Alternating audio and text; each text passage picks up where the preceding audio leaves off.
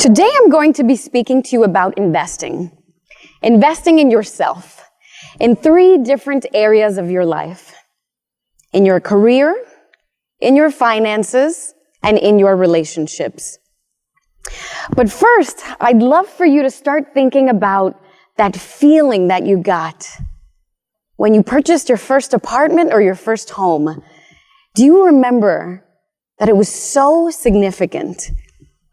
I hope that you were able to step outside of yourself and understand that that was a significant milestone that you had achieved.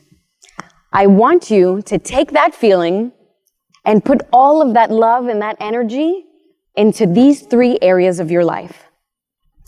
Let's start with your career. Professional development these days has to be your control. Professional development these days has to be under your control.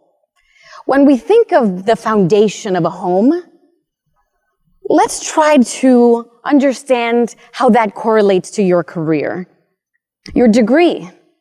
Do you put time and effort into your degree every single year? Do you pay attention to the types of skills needed to get you from point A to point B? How are you going to get from associate to manager? You know, recently I read an article by the Harvard Business Review that talked about a strategy for professional goals. And one of the things I loved about that article was that it talked about taking 10 skills that you want to learn this year, writing them down, and giving yourself a timeline. Right? So you have to think about your business, your organization, your company, how innovation and technology are impacting what it is that you do in business. Understand where you're going to find these tools and those resources. It could be a book, it could be a workshop, you could join a professional organization, or you can even just go on YouTube and learn some of those skills. It's very important to continue your education. I'm not asking you to go back for a 2 or a 3-year degree. I'm just asking you to put time, love, money, and energy into what's important for your career development and progression. The second area are your finances. Whether you like it or not, we are in a serious relationship with our money and our finances. Think about this. Whenever we go to build a legacy for ourselves, for our family, for our loved ones, the foundation of that is your income, your salary, the money that you put away to be able to build that legacy. Let's think about the way in which you grew up. Did your parents talk to you about your relationship with money, with savings and investing? If your answer is no, then you've got to take control of that right now.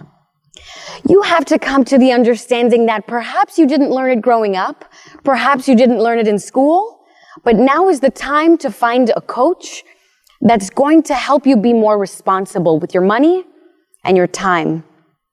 So when you think about investing your money, think about your income, your savings, your retirement plans, your investments. What about your 401k? Do you know anything about your mutual funds? If you don't, it's okay. Ask someone. I found that the best way to figure out something difficult in life is to find a coach. So find a financial coach, someone that will teach you in the way that you see best how to take control of your money. It's very important. The third area of your life that I would ask you to take control of are your relationships. You know, they call me the LinkedIn ninja. I put a lot of time and work in my LinkedIn relationships.